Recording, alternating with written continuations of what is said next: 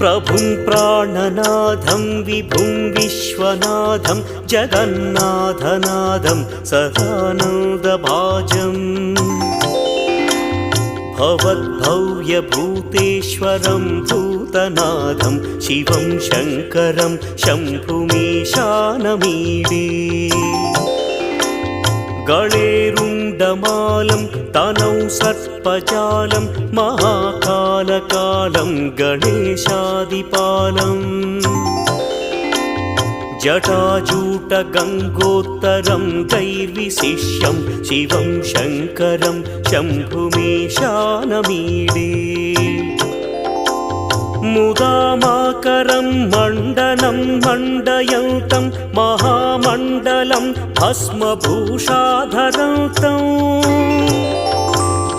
अनादिं ह्यपारं महामोहमारं